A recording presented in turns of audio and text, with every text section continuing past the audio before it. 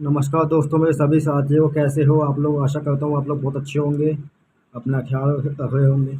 सो आज हमारा 75 का डे 21 है। मैं माफ़ी चाहूँगा, वीडियो बहुत ज़्यादा लेट है क्योंकि पहला कारण है मेरे एग्ज़ाम नज़दीक है, और दूसरा कारण है कि जो मेरा लैपटॉप है ना, वो लैपटॉप में दिक्कत हो गई है।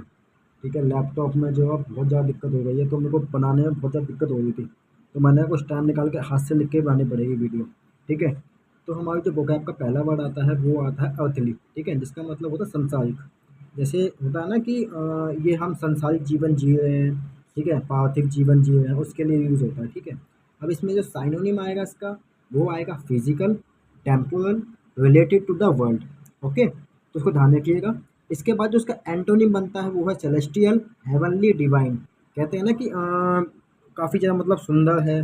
ठीक है, इसलिए देखिए इसका सेंटेंस बनता है, we are living in an earthly paradise. यानी कि हम संसारिक स्वर्ग में जी रहे हैं। ठीक है, चलिए अगला जो वर्ड आता है वो है ह्यूमेन। इसका मतलब होता है मानवीय या सहानुभूतिपूर्ण। ठीक है, इसका साइनोनिम बनता है, वो बनता है सिंपैथिक, काइंड या केयर। जैसे इसका जो जैसे मतलब काफ़ी कहते हैं ना कि बहुत ज़्यादा मानवीय काम किया है, सहानुभूतिपूर्ण काम किया है इसने। जैसे साइनोनिम बनेगा सिंपैथिक, काइंड और केयर। ठीक है, अब इसका जो एंटोनिम बनेगा वो बनेगा क्रूल, ब्रूटल और अनकाइंड। ठीक है दोस्तों, क्या बनेगा? क्रूल, ब्रूटल ब्रूटल और अनकाइंड, यानी काफ़ी ज़्यादा निर्दयी। ठीक है, अब देखिए इसमें सेंटेंस जो बनता है वह बनता है, they used human methods to eliminate the psychotic dog. यानी कि उसने जो ना जो पागल कुत्ता था उसको ख़त्म करने के लिए काफ़ी मानवीय प्रयास किए, मतलब मानवीय तरीके अपनाए। ठीक है, चलिए अगला जो वर्ड आता है वह है एब्रीविएट, यानी पदबंध या शब्दों को छोटा करना। ठीक है, जैसे होता है ना कि मतलब छोटे में लिख देते हैं और बड़ी चीज़ को उसको हम क्या बोलते हैं? एब्रीविएट। ठीक है, इसका सिनोनिम बनता है वो है शॉर्टन, रिड्यूस, शॉर्टर या कंडेंस। अब इसके बाद जो एंटोनिम बनेगा वो बनेगा एक्सपेंड, एलोंगेट या इनलार्ज, यानी एक्सपेंड कर देना, बढ़ा देना।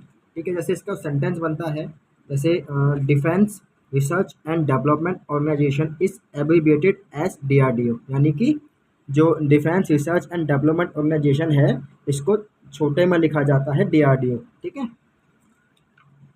चलिए जो हमारा अगला वर्ड आता है वह आता है वर्सटाइल। क्या आता है दोस्तों?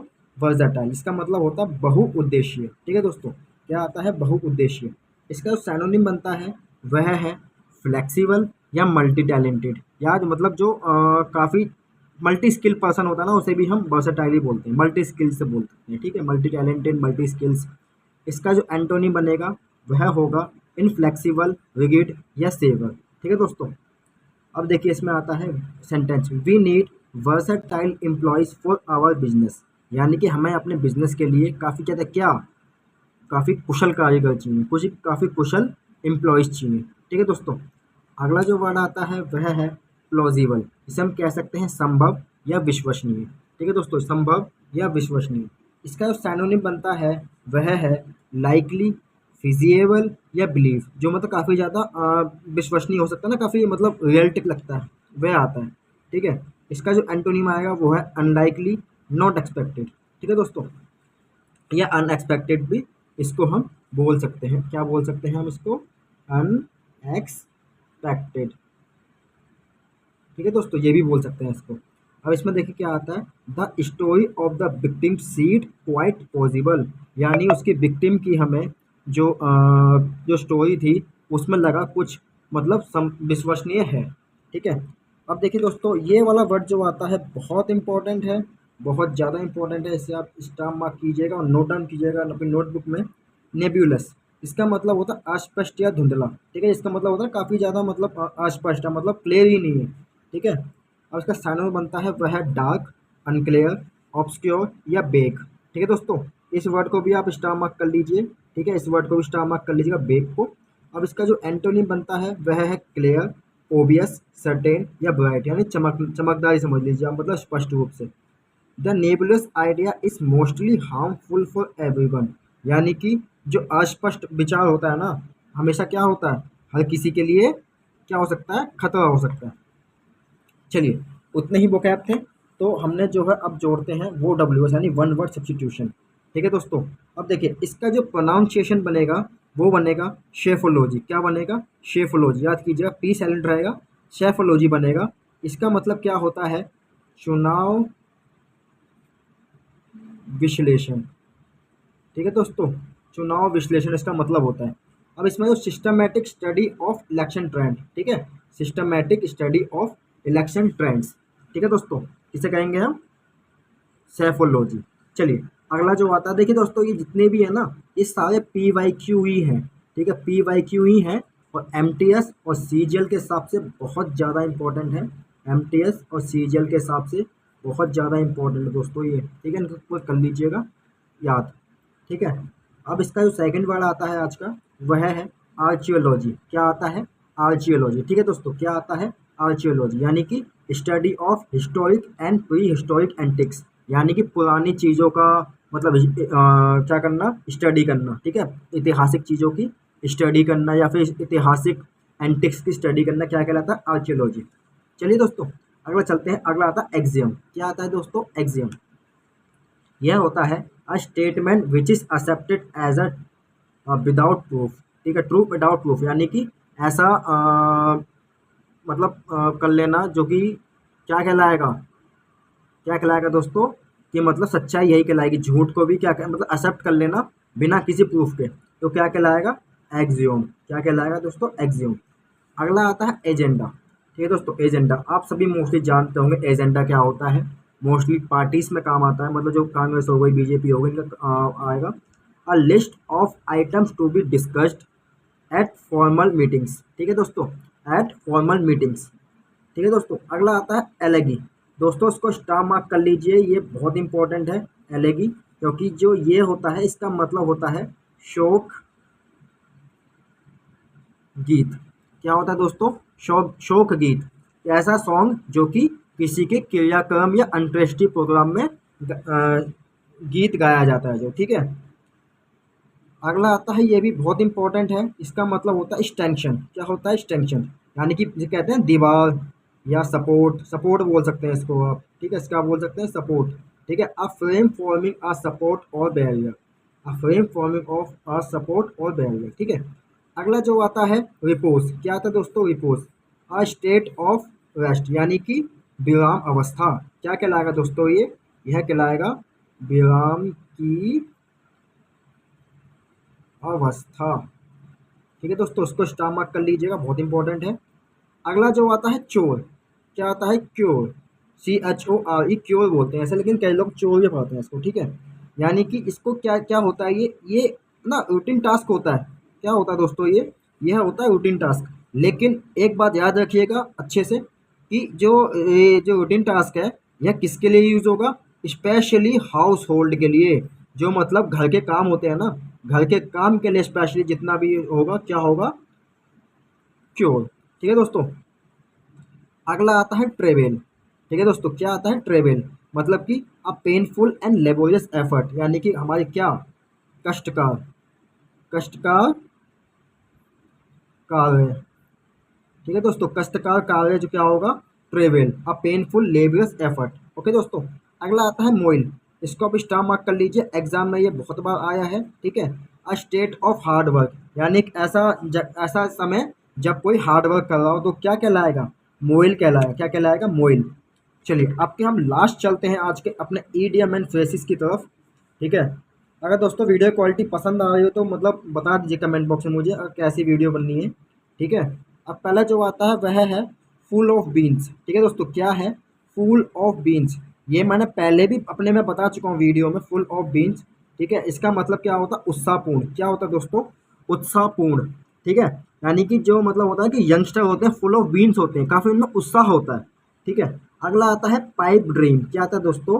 Pipe dream. इसका मतलब होता है माया या कल्पना, यानी कि हम कल्पना कर सकते हैं या माया होती है, उसे भी हम क्या कहते हैं? Pipe dream. इसको स्टार मार्क कर लीजिए। कई लोग इसको पानी की टंकी का पाइप भी बोल देंगे, लेकिन वो नहीं होगा। अगला जो आता है वह है हरक्यूलिन टास्क। दोस्तों हरक्यूलिन टास्क, आप इसको ऐसे समझिए, आपने एक मूवी देखी होगी जिसका नाम है हरक्यूलस। क्या नाम है? हरक्यूलस। ठीक है, तो उससे आप समझ सकते हो हरक्यूलस क्या था? बहुत ज़्यादा ताकतवर था। ठीक है, एक गॉड थे ये ग्रीक मैथोलॉजी में, जो कि बहुत ज़्यादा ताकतवर थे। तो यानी कि समझ लीजिए ये बहुत कठिन भी थे। तो क्या होगा, ये दुष्कर कार्य यानी कि कठिन कार्य हो जाएगा। अगला आता है, बहुत इंपॉर्टेंट है ये, अस्टम्बलिंग ब्लॉक। याद रखिएगा, अस्टम्बलिंग ब्लॉक बहुत ज़्यादा इंपॉर्टेंट है। ये वाला टास्क जो है, ये वाला बहुत इंपॉर्टेंट है, क्योंकि एग्जाम में ये 5 से 6 बार आया हुआ है। सीजीएल का मतलब काफ़ी एग्जाम में देखा था मैंने ये। अब इसका मतलब होता है या तो बाधा होती है या बाधा का कारण हो सकता है। क्या हो सकता है, बाधा या बाधा का कारण। जैसे आपने सुना होगा कि खराब जो उसकी, जैसे आप बाइक चला रहे हो, ठीक है, और बाइक चलाने के बाद आपकी जो है ब्रेक जो है नहीं लग रहे, तो मतलब बाइक रोकने में बाधा कारण क्या है, ब्रेक है, द स्टबलिंग ब्लॉक्स। ओके दोस्तों, अब आता है a kick in the teeth. ठीक है, ये भी मतलब काफ़ी इंपॉर्टेंट है। A kick in the teeth का मतलब होता है गंभीर झटका देना। क्या होता है दोस्तों, गंभीर झटका देना। ठीक है, अब देखिए इसमें आता है अ बैड एग। आपने कई बार सुना होगा अ बैड एग, बेईमान व्यक्ति। ठीक है, बेईमान व्यक्ति बहुत बार सुना होगा आपने, बहुत ज़्यादा बेईमान व्यक्ति है ये, पैसे खा लेता है हमारे, डकार भी नहीं मारता बाद में, अ बैड एग बनेगा। ठीक है, उसके लिए हम क्या यूज़ करेंगे, अ बैड एग। अब आता है अगला, इन फुल स्विंग। क्या था दोस्तों, इन फुल स्विंग। इसको आपने बहुत अच्छे से सुना हुआ है, पूरे जोरों शोरों पर। क्या, पूरे जोरों शोरों पर, मतलब रोड कंस्ट्रक्शन हो रहा है। क्या हो रहा है, रोड का कंस्ट्रक्शन हो रहा है इन फुल ऑफ स्विंग्स। ठीक है दोस्तों, किस लिए हो रहा है, फुल ऑफ स्विंग्स। अगला आता है हमारा टाइड समवन ओवर। क्या आता है, टाइड समवन ओवर, यानी कि कठिन परिस्थिति में मदद करना। किसी का समय खराब चल रहा है, उसकी कठिन कठिन परिस्थिति में उसकी मदद की जा रही है, तो वो क्या कहलाएगा, टाइड समवन ओवर। ठीक है दोस्तों, अगला आता है ऑन द वेन। क्या आता है मेरे प्यारे दोस्तों, अगला आता है ऑन द वेन। आपने मोस्टली पिक्चरों में देखा हुआ है, मैंने तुम्हें तुम्हारी घुटनों पे खड़ा कर दिया है, तुम यही हो, तुम घुटने पे आ गए अपने पे। ठीक है, तो उसे क्या कहेंगे, घुटने पे आ जाना या पतनशीलता की ओर। याद रखिएगा, ये बहुत ज़्यादा इंपॉर्टेंट है ये वाला, ऑन द वेन यानी कि अपने घुटनों पे आ जाना। अगला जो हमारा लास्ट आता है वह है एट आ स्ट्रेच। क्या था दोस्तों, एट आ स्ट्रेच, यानी कि एक ही समय में या एक साथ एक समय में। जैसे कि एक ही समय में दो लोगों ने एक साथ क्या किया, बॉलिंग कर दी, एक ही समय में दो लोग एक ही जगह पे आ गए। इस तरह के हम जो ईडियम यूज़ करेंगे उसे बोलेंगे हम एट आ स्ट्रेच। तो दोस्तों आपका बहुत बहुत धन्यवाद वीडियो पूरा देखने के लिए। ठीक है, अगर आपको मेरी वीडियो पसंद आती है तो सब्सक्राइब कीजिएगा। मैं जानता हूँ वीडियो बहुत ज़्यादा लेट है, क्योंकि मेरे तो पहली बात एग्ज़ाम है, और दूसरा मेरी जो वीडियो है ना, वो लैपटॉप जो है उसमें बहुत ज़्यादा दिक्कत आ गई, तो पीपीटी पे काम नहीं हो पा रहा था। मैंने सोचा था किसी दिन मैं ये वीडियो बना के छोटा सा 1 1 घंटा निकाले करूँगा। ठीक है, तो आपका बहुत बहुत धन्यवाद। सो मिलते हैं, और एमटीएस और सीजीएल अपना टारगेट रखना है कंप्लीट, इस बार निकालना ही निकालना है। सीजीएल के एग्ज़ाम 9 से 26 के बीच में है, जबकि 25 से लेके 10 अक्टूबर के बीच में हमारे किसके एग्ज़ाम है, एमटीएस के। ठीक है दोस्तों, एमटीएस के एग्ज़ाम आने वाले हैं, तो आप अच्छे से ध्यान दीजिए। इंग्लिश पे मोस्टली ध्यान दीजिए, इंग्लिश पे और जीके पे मोस्टली ध्यान दीजिए, क्योंकि एमटीएस में सिलेक्शन होगा इंग्लिश और किससे होगा, जीके से। याद रखिएगा, इन दोनों को आप मजबूत कर लीजिए, जो एमटीएस में आपको बहुत सहायता देंगे। ठीक है दोस्तों, तो चलिए मिलते हैं अगली वीडियो में। जय हिंद, जय भारत।